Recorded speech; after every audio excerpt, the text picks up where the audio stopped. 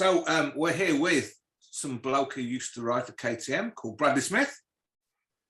That's me. And the man who's beaten Valentino Rossi many times around a road race track.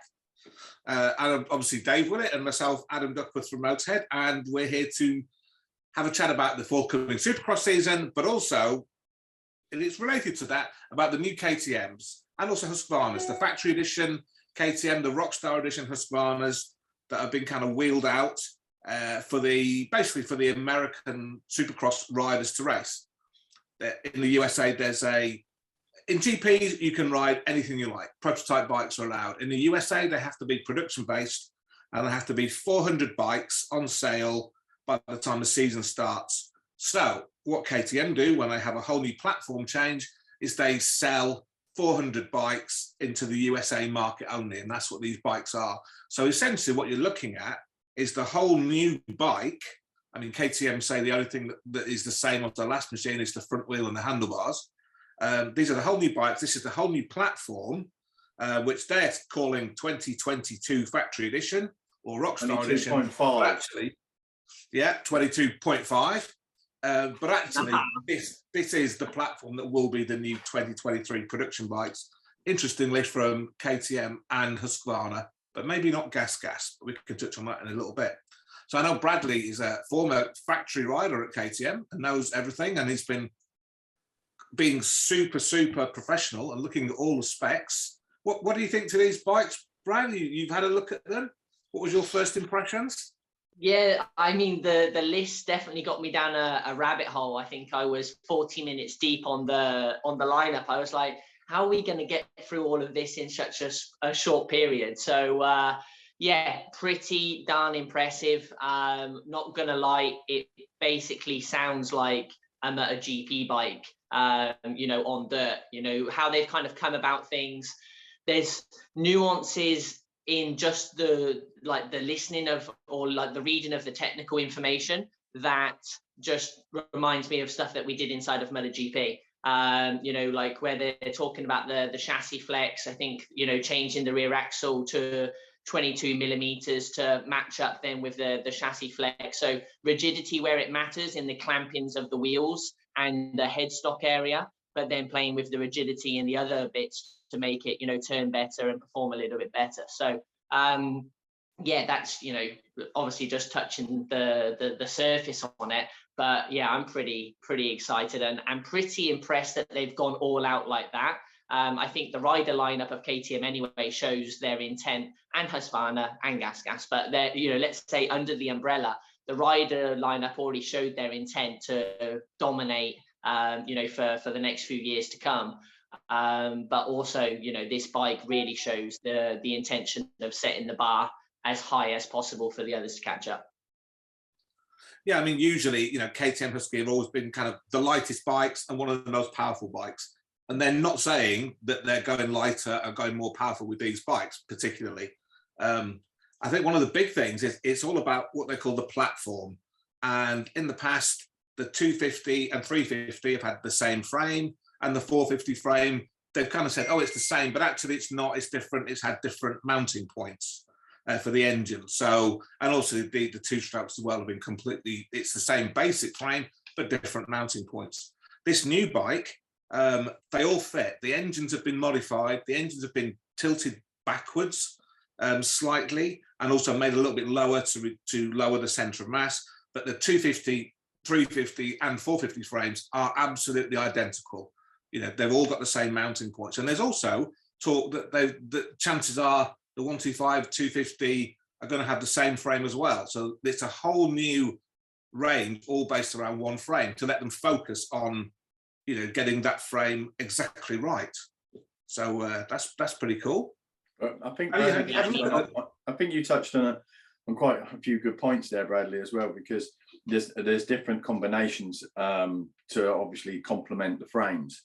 So and the engine and the way that they ride. So as in, it would be interesting to see what spindle size come out then. What the other thing as well is the mounting points and what material the engine brackets have as well. So when I tested the factory bikes out when was it, in Holland, like Jeffrey and Tony Cairoli, they had different engine brackets.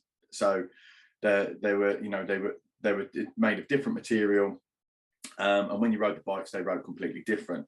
But that they, you know, going back to that, they had the same frame, but they had different components attached to that frame, which offered, you know, a different feel out on track in terms of the flex around the circuit when you was coming in the turns, and also as well when you was hard on the acceleration coming out of the turns. So it was quite interesting then to see what what small changes, what we would class as small changes, i.e. as a material of engine brackets, would change suspension setup, you know, the power, you know, all these different things. You know, it's just a different combination of components that come together and give you a different feel out on the track. Whereas the frame might be obviously the same throughout the full range, but it'd be quite interesting then to see what actually gets attached to these models, which is something that you was just touching on then after your 40-minute of bike reading spec, Bradley. But yeah, you know, is that something that you know, what extremes? So when you was, you know, obviously you've been a KTM rider, you know, what is the extremes of availability of different products, you know, at your fingertips to change kind of the bike to suit you? Yeah, well, you know, obviously small changes for the normal person is centimeters, right? So people turn around and go, oh yeah, if you move something centimeters, you know, that's small. But we're talking about millimeters, you know, and when KTM said that I think it's on the, or maybe it's Husqvarna on the 250, they've rotated the engine, they've dropped to 8 mil. 8 mil is absolutely massive. You know, we'd normally talk about, you know, maybe moving something maximum of 5, and 5 is huge. You know, like probably 2 or 3 here and there. So when they've gone 8 mil, that's massive. The sprocket, I think, has dropped 3 millimeters, I think is what I read. So, you know, again, that's massive. So it just means that they're kind of coming up with this whole new concept of riding, and this whole new concept of like how to make the bike work. I've read an awful lot about this anti-squat behavior. My feeling of that is if you're dropping the pivot, well, let's say this, the sprocket down 3 millimeters, you're essentially flattening off, you know, your swinging arm angle, and you're lowering your chain force. So it means that maybe KTM have realized that there were a problem in the whoops, or their problem, you know, in some areas is actually that they've got a little bit too much, you know, too much chain force and swinging arm angle, so it kicks. That's why we always see it kind of kick up, and they would actually lose drive, and you know, in the end they would fishtail a little bit, so on and so forth. And they've never really been able to get their finger on it, I think. Yeah, you mentioned it last time when we spoke about it, didn't you? Brought it to our attention last time. You know, yeah, so, well, it'll be interesting to see if Plessinger finds anything on it, you know, whether it is the height difference of the riders, you know, that actually makes the difference. Because I still feel that even though some guys figured it out better last year than, for example, Marvin, it's still not the best bike through the whoops, and it still is their Achilles heel, and it probably has been for the last, you know, 8-9 years. You know, we've never really seen it absolutely fly through the whoop. So yeah, like there really is, you know, so many differences. But to give you a brief, you know, rundown, you know, offsets. So, you know, your front handlebar offsets, you know, to make the trail more open, more closed. So basically to make it turn a little bit sharper, you know, which is a KTM trait. We always see them be able to get in those lower ruts, you know, rather than the Kawasaki or the Yamaha, for example. They're just able to turn down 1 or 2 ruts earlier, which obviously keeps them on the good side of the track. You know, especially in the main events, we see the massive difference, you know, with that is them actually being able to get onto the clean side of the track, or get where it's less slick, and just, you know, be able to keep that performance going. You know, then we're talking about, you know, steering angles. I'm not sure what you can actually do in motocross, but we can actually change the bearing cups inside the head inserts. to actually open the fork angle a little bit or close the fork angle a little bit. I've read about KTM Husqvarna. They changed the link. The whole link is revised. The shock's 15 mil shorter, I think, but the linkage system, the way that it works, is completely different.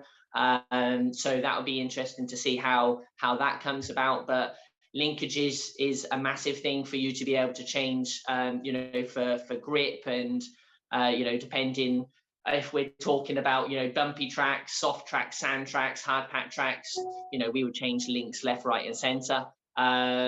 So yeah, and that's just, you know, touching on small details.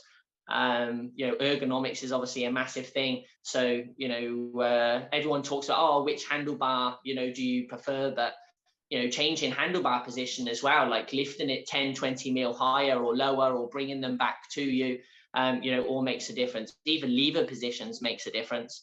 I've seen that the foot pegs are narrower this year, so they've tried to bring them in a little bit, which is obviously going in the direction of this scrubbing technique. You know, so it's just built for performance, this new, you know, 22.5. So it'll be interesting to see how it, you know, performs on track. I'm interested to know if this has been something that they've had for a while, and this is just transferring into kind of like public, you know, ability to buy, or if everything is completely brand spanking new, because coming into this season with a completely new bike from scratch must be a little bit daunting for everyone. They never normally do that, to be fair, as in it will be extensive testing, like lots of testing beforehand, and then obviously you know, they've got quite a good team around them that go out and normally do actually put lots and lots of hours on the bikes around Europe, and I should imagine also in America. I'm not too sure on the American team, but I have seen that we have bumped into the wrecking team, let's call it, in Europe many times when they've been traveling about, and some of the tracks have been too wet to ride. They've been there at Dunkirk in the masses and just literally have, you know, like 10 riders all jumping on the different bikes at the time, just putting so many hours on the bikes in the deep sand and just absolutely riding them just to see, you know, what breaks, if it breaks, what works, that, you know, and just keep going at it. They just want to put hours and hours on them engines. If I can pick up on something that Brad said, which is about the whoops, and you know, I think via the States, Roger DeCosta said the one thing they wanted to get this bike better at was going over the whoops. They said it handles well, it turns well, they've got lots of power, it's light enough. You know, the longitudinal and torsion of the frame, they like that, they like the feel. It was all about getting through the whoops. And for me, what I think they've done is the two things, and the one is exactly what you said, is changing that swing arm, the counter shaft, you know, the gearbox sprocket position. That changes the angle of the swing arm, you know, the chain torque. That's one of the major improvements that they've done on this bike. And the second one is what they decided that it was to do with chassis, not flex, but the way it transfers energy within the chassis. So if you have a hit at the back end, it will affect the front slightly, which you kind of don't get on the aluminium frame bikes. So if you look at the frame on this new one, well, on the old one, there's basically a single spine coming from the headstock back towards the shock, and the shock is kind of bolted on at the end of that spine, and that's it. On this new one, it isn't like that at all. The spine comes down, and then the frame splits, and there's a huge kind of bridge top shock mount, much more like an aluminium frame bike.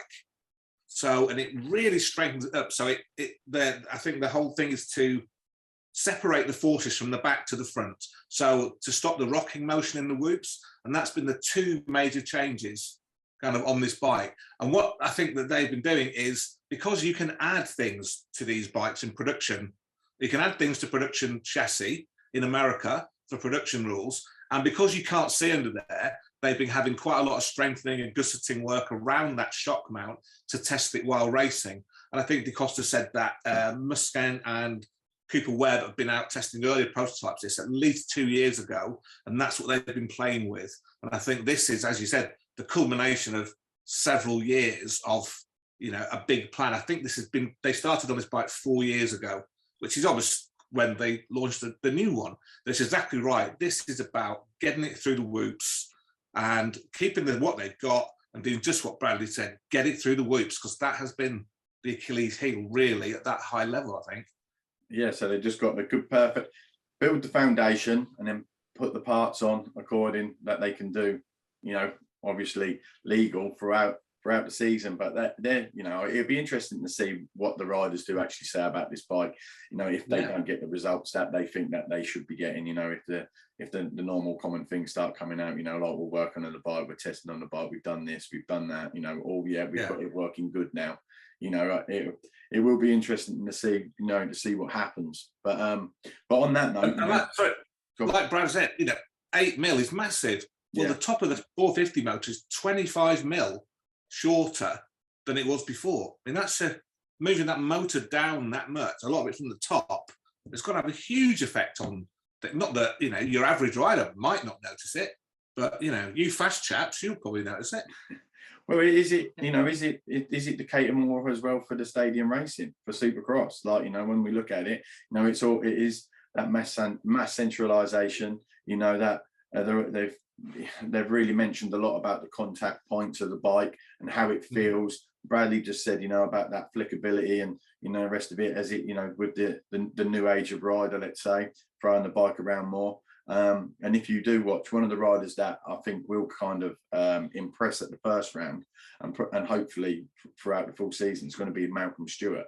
And when Bradley was saying about they've always had that ability to kind of turn like two ruts down than anybody else, let's say, or they can pick up that tight line. If you're watching Malcolm Stewart ride around the Baker factory at the minute, his corner speed is phenomenal. And he's doing exactly that.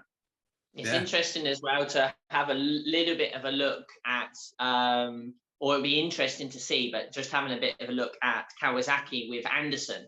Anderson having gone from, and I'd love to be in that camp to understand what's going on, but Anderson having gone from a Husqvarna for so many years and seeing how he's kind of riding and setting up the Kawasaki has definitely gone in a direction that's more similar, to how he looked on a Husqvarna. Whereas Cincerello, I've always felt that he's amazingly fast in practice. Where he can just rail around the outside. He has the front set up super hard, but it always kind of seems high. And then as soon as he goes into the main event, or even the heats, to be honest, the ruts start to form, and then he's dictated by what the ruts are and how they form naturally. He has to start to go higher and higher and higher, and seems to struggle more and more. Or if the grip's not there from the track, because as the dirt starts to dry out, that kind of hard, high front end that he clearly likes, and gives so much good rear grip from a Kawasaki, just doesn't play into his hands because the track dictates what you can actually do. You've been watching Anderson quite a bit, so do you want to explain what you was mentioning, what we was discussing about Anderson's electronics? Yeah, I'm just going off of video, audio, so it's always difficult to kind of get an idea. It's not that's what I mean. You're not trackside. This is basically just you looking at just having a look at the videos and kind of coming to some conclusion. What could be right, could be, or might not be. But it's interesting that you mentioned it. Yeah, well, the thing is for example, and this is why I know in MotoGP, we have, like, for example, 270 horsepower, let's say, from the engine. But the thing is, you don't want to use that 270 horsepower everywhere. So what you do is you actually clip the power in first, second, third, fourth gear sometimes, where you give sometimes only about 55% of the power. So like you might come out of a hairpin, and because of rear wheel spin or because of wheelie, you actually clip the maximum power. So it's a bit like a launch control where they limit the RPM. You can either limit the RPM or you limit the actual torque output from the engine, because basically the butterfly is open, don't they? Like throttle body is open, but you actually limit the maximum that the throttle body can open. So rather than going to 100%, it might hold at only 60 or 70% of maximum opening capacity. And by the sounds of it, and looking at all the data switches and stuff like that that's come out on the new KTM and Husqvarna, by the sounds of it, Kawasaki are well on the way to dialing that in as well. There with just mappable ignitions, because I could hear Jason coming out of some corners, maybe second gear or something, and you could hear that there was definitely torque limiting. Now I don't know what the rules are in AMA about TC, but yeah, like it basically goes in that same kind of philosophy, but actually torque works better. If you imagine in Formula One, they took away TC about 8 years ago, but you don't see anyone spinning the tires. Why don't you see anyone spinning the tires? Because they do the torque reduction. And basically, you only give the maximum amount of torque for the maximum grip that the rear tire can accept. And that's a lifesaver, especially not so much on a one-lap super grippy track, but you imagine when it starts to get a bit polished up and you start getting like a little bit tired towards the end of the main event, having something a bit more friendly, imagine it's almost like an enduro map. And this is where I think KTM, are ahead of everybody else, because they've played in motocross, supercross, enduro, super enduro. They would have and now MotoGP, they would have mapped kind of torque maps and ignition curves and all that type of stuff, and they would have really learned and understood how to get the maximum out of all of that. I mean, this is also on these factory editions, these are the first motocross bikes that have got a quick shift. No other off-road bikes had a production quick shift, so that sounds like they're kind of thinking that way. And obviously you've raced with quick shifts probably most of your life.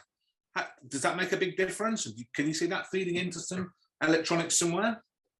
Yeah, absolutely. Like that will help, massively. So just to make that light shift a little bit smoother, obviously as well, it stops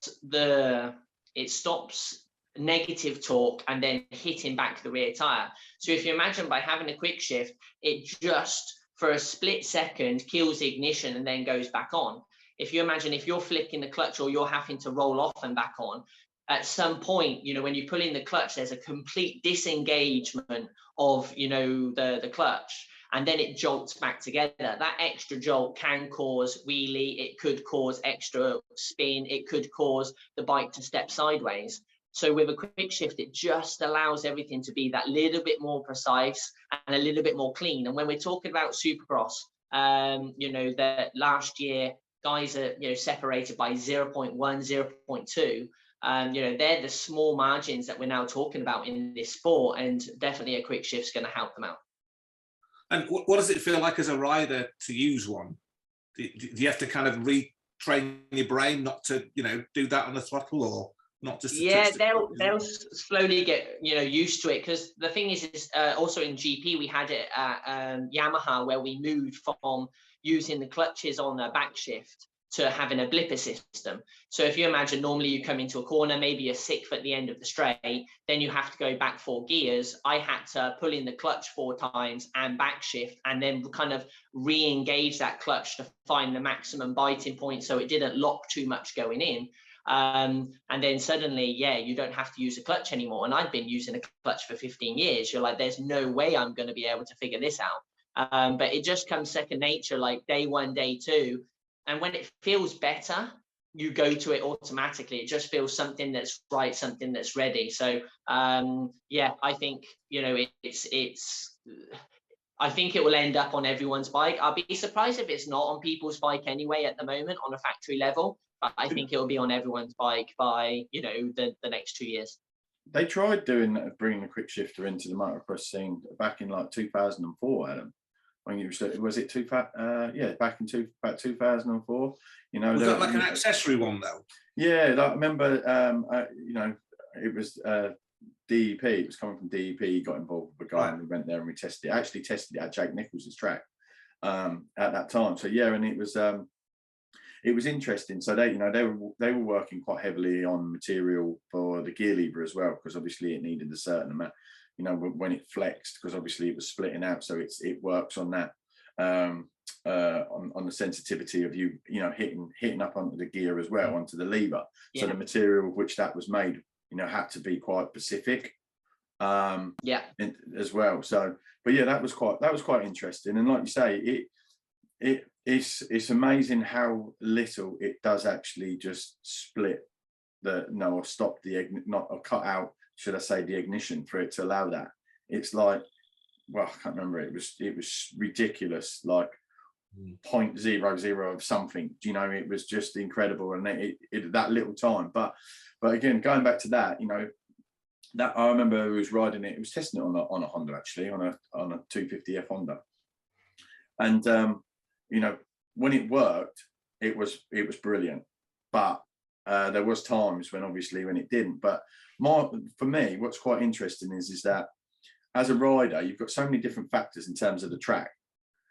You know, like, and you do think to yourself, oh, when I come out of this turn here, there's a bump there or whatever, and I upshift here and I change gear there, and you know, then you know, that's what you're working out as a rider, isn't it, when you're going around the track?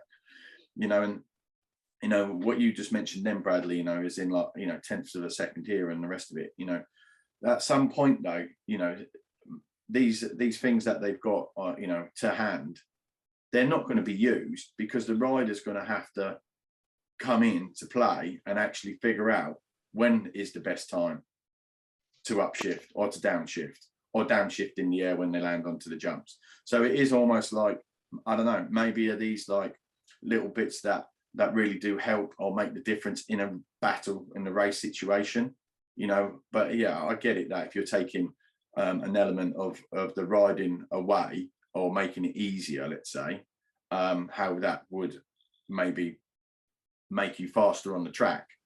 But it's still down to rider, isn't it? You know, let's not, you know, we're going a little bit heavy on the bike scene here, but you know, they've still got to make, the riders still got to make that decision around the track, haven't they?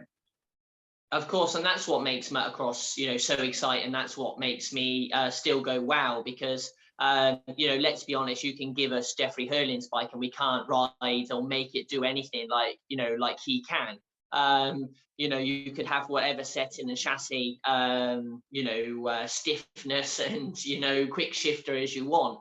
But if you're not willing and not strong enough and not talented enough to pick up a front wheel on the way into a corner and, you know, basically hover on top of sand bumps, you know, it kind of is a little bit irrelevant.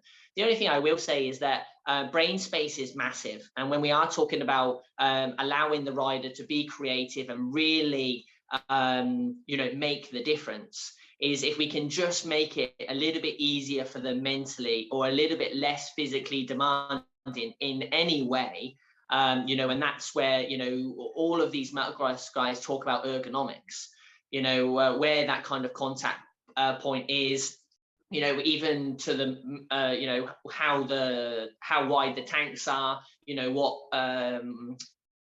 what material they use on the seats, you know, how wide they are, kind of the shape, how your leg kind of like connects and doesn't connect, and, you know, footrest kind of position and all of that type of stuff.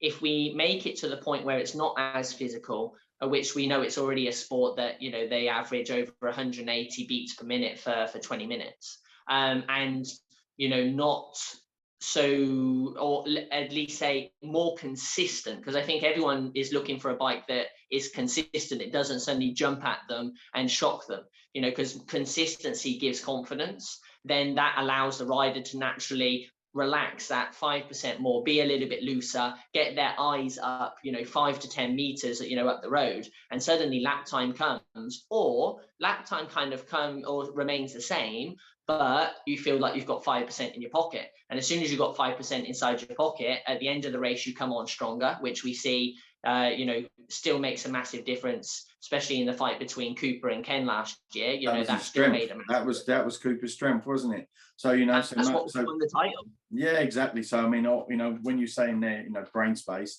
that's key there, right there. There's a prime example, you know, and that might come down to the fact of what Cooper was riding at that time and the reason why he could actually push on at that time, and maybe it wasn't as mentally, physically as tiring, you know, as it was for Kenny. That's the thing, is like, we don't know, we're not, you know, inside the camps and we're not privy to all of it, but I know as a rider that's, you know, been around for the last few years, you know, if you feel like you've got you know, if you feel like you've got an extra 5% at the end of the race, sometimes that could you know, make a difference of half a second to a second a lap. And that kind of doesn't matter what, half a second to a second lap is massive. You know, I don't know how many years of progression that takes, but that's why all of this kind of sports science and, you know, trainers and nutritionists and all that, that's why all of that is, you know, gone so crazy in the world of motocross, because basically to find half a second to a second a lap at the end of the race is probably best part of 4 or 5 years of development, I would say, you know, which can come free, let's say. Just 1 second. So one of the interesting things that have come out with this new KTM and Husqvarna is that the sister brand Gas are going to run the older style, the current model bikes in everything. In the AMA Supercross with Justin Barsha and the Red Bull team over there, and also in Grand Prix. The only one that's different is Prado. He has got one of these new style bikes, but Barsha is going to be running the older style bike. So what do you think to that, Brad? Is that could be a positive or a negative? What's your view? Yeah, I mean, I don't know whether that's a commercial decision, you know, from a standpoint of the companies, or the fact that maybe the gas guys have actually tried the bike and said, you know what, we actually prefer to stay on the older stuff. It's stuff that we know, it's stuff that we feel confident with. We had very good performance with it. It's like I said, from a technical point of view, this new bike sounds fantastic. You know, everything sounds very, very interesting. And it's clearly a development path that KTM are going in the future. But is it too new? You know, and that the factory guys have to use it because, you know, KTM have started the ball rolling and the product's going that way. So, yeah, I suppose time will tell, results will tell who made the smartest decision. Guys, what about just as you were saying, sorry to interrupt there, Bradley, but what about this? If you look at it in terms of production, so they've got to roll out 400 units of KTMs, 400 units of Husqvarnas, 400 gas. So could it be that maybe they were just, you know, that they couldn't, I don't know, maybe they couldn't roll them, you know, them extra 400 units out? Yeah, no, absolutely. Like, and the thing is there a market for, like you said, 1,200 full ready to race, you know, elite level spec bikes, you know, and maybe the US, you know, isn't there? I'd imagine yes, but, you know, I'm not the number and the logistics man. So, you know, I don't know, but are the rules that intrinsic that, you know, Barsha couldn't jump on one of these and just, you know, paint it gas? Is that like, what are the rules here? Yeah, I think a small manufacturer has to make, and KTM are counted as a small manufacturer, you know, compared to Honda, they have to make 400. So it's 400 450s and 400 250s. So that's for that's 1,600 bikes to cover KTM and Husqvarna, which is obviously their key brands. We don't know. Could they have made gases as well? Is this a commercial decision to maybe keep gas on as a cheaper brand and run maybe an old spec bike as a production bike in future?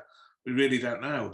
I mean, as a rider, I mean, if Barsha goes and wins the first round, which he often does, you can imagine in his mind, he'll be going, I was definitely right to stay on this. But if he doesn't, and a new KTM wins it, then what psychological effect is that going to have on him? He's going to think, wow.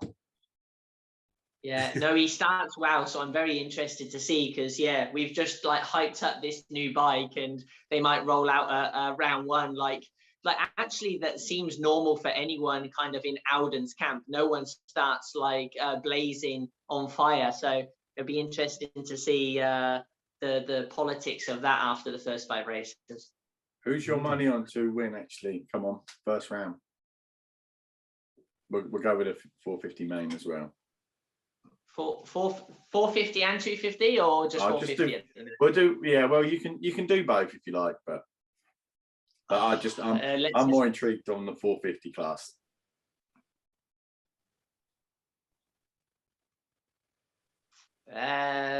It's always a mix up at round. Where is round one actually this year? The very start, is it back at Anaheim, or are they starting different again? Yeah, Anaheim. Yeah, it's Anaheim. They've gone back to Anaheim again.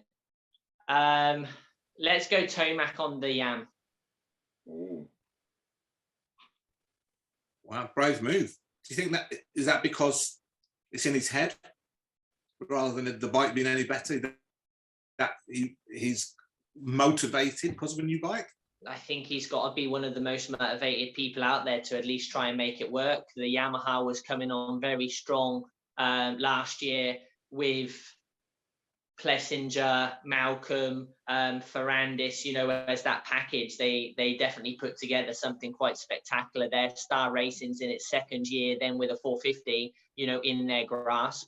And they've got a guy like Tomac that means business. So yeah, that's my gut feeling. Good. I'm going with Malcolm Stewart. Well, you're all wrong because Roxon's gonna just rule it, obviously, because no one's talking about it. Yeah, I know. He seems to be he's low key at the minute, isn't he, compared to what he has been in the past?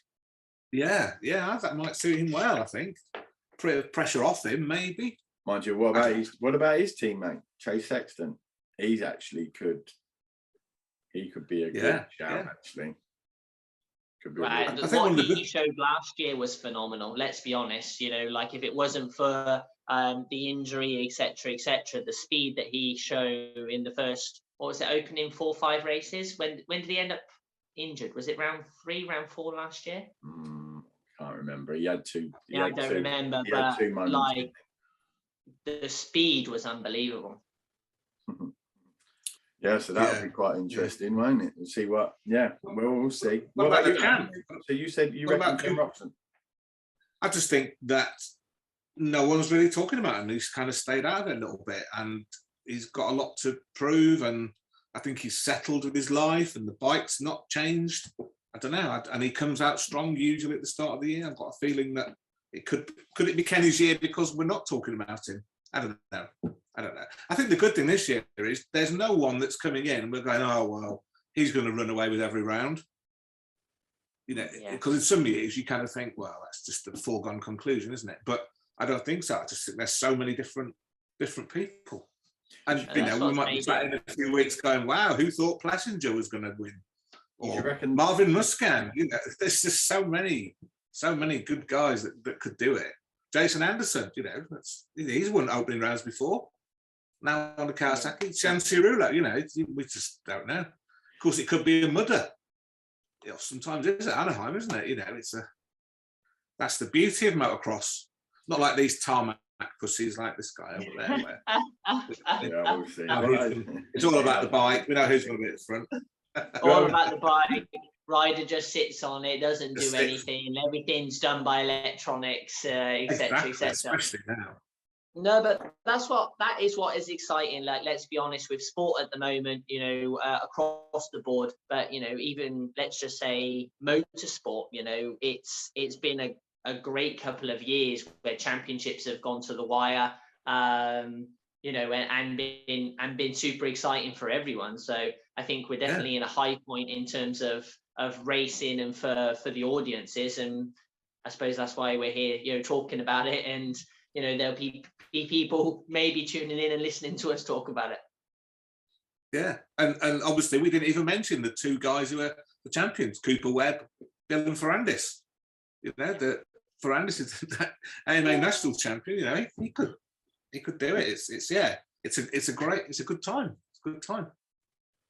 Of course, it could be one of the Brits. Could be one of the Brits winning. We've got 4 Brits out there. Yeah, go on. Like, just speak briefly about that. I saw Jack Brunel was going over because I used to race with Jack, so I saw that one on the news. But who else are the other guys? Dylan Woodcock's out there, and Clayton, Mr. Clayton, now on KTM rather than the Kawasaki's been on for years. And if you count him as a Brit, you've got Dylan Walsh as well. So I think he actually was British, went to Kiwi land, and he's kind of back. So of all those guys, you've got to say that Walsh is the guy. British team, you know, won British Championships, has battled with guys at the front of GPs. He could do pretty well. You know, he's great on Supercross, that type of stuff. I mean, realistically, we're not looking at potential race winners, I don't think, but it's always nice to have some Brits out there just to see them hopefully get through to make the main event. Of course, of course. And what about Anstey? Did Anstey come back to Europe? No, sorry, Anstey's out there. Yeah, of course, yeah. I was just thinking of the ones who were kind of going over, yeah. Anstey's now on a KTM this year. So with the kind of that stupidly long name, Rocky Mountain, what's it, ATV, something or other, in association with, powered by KTM. Yeah, but he's got, a KTM. So it'd be pretty much be out on one of these factory editions for that team, because they get full factory support as well. So, Anstey could certainly get into the mix in the main event. Whether he's got it to win one yet, I don't know, but he's going to be on a great bike and a great team. Yeah, no, it's exciting, very exciting, and obviously, yeah, Dean Wilson as well with another year. Let's hope that he just starts the season rolling and shows the speed that he really has, because I think everyone knows that he's got it. It's just a case of putting it together.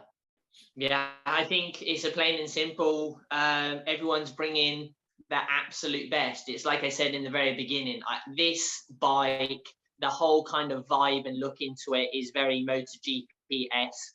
It's like they've really, looking for that edge. They want to make sure that they win. Motocross is, Husqvarna and KTM's, baby, or off-road, let's say, is their baby. They want to stamp their authority, and I think that they're just throwing absolutely everything at it. They're making 400 factory bikes. That's how we have to look at this, is it's 400 factory bikes that is going to be out there to the masses to be able to buy for a price. But, you don't see Honda making that type of thing. You don't see, Kawasaki or other brands. That's how serious, that's how competitive, and that's how much that KTM want to win this thing. And, as a consumer, that's quite exciting as well. And in America, they know that America is where a lot of bikes are sold, and also it's where a lot of people look. The rest of the world look at what's going on in America. They've opened a brand new factory base in either Temecula or Murrieta, one of those places. Several $1 million investment in the past month or so. They're taking America seriously. They always kind of have in the past few years, but this is kind of stepping up another mark, really. So, it's going to be an interesting season, definitely.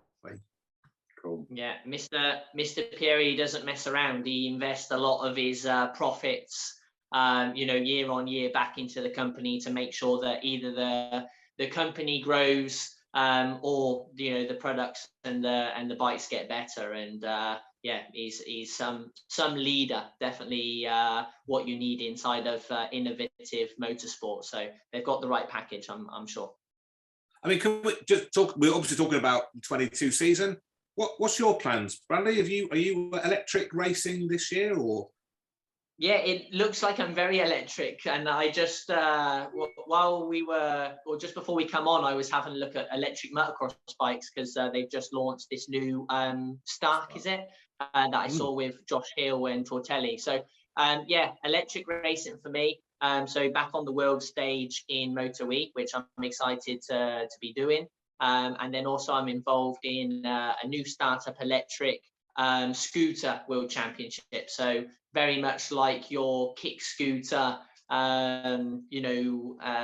child scooter, let's say, we've ramped up a MotoGP version of an electric scooter. So top speeds are about 120 kilometers per hour. So just over the 80 mile an hour. So it goes pretty good. And we're going to have potentially a 7-round world championship series, traveling a bit around Europe, heading over to North America and maybe the Middle East as well. Cool. Wow. Amazing. And will these scooters have like a Deliveroo box on the back as well? I've already pitched the idea. I'm like, hey, listen, can we do the new advert? I want the big Deliveroo backpack, and I want to be the fastest Deliveroo delivery driver that there is. So you never know. Watch this space. Cool. So thanks ever so much for joining us, Bradley, and some amazing insights from your KTM time, especially, and being a factory rider. That's great. Best of luck with your proper racing on your bike and your new scooter thing. And let's hopefully see you out on a real bike. That would be a 2-stroke motocross bike, mate. Later on in the year, maybe. It'd be a 1-2. Sign me up. As soon as Dave announces 2-stroke festival, I'm going to be there. Yeah, good man. Brilliant.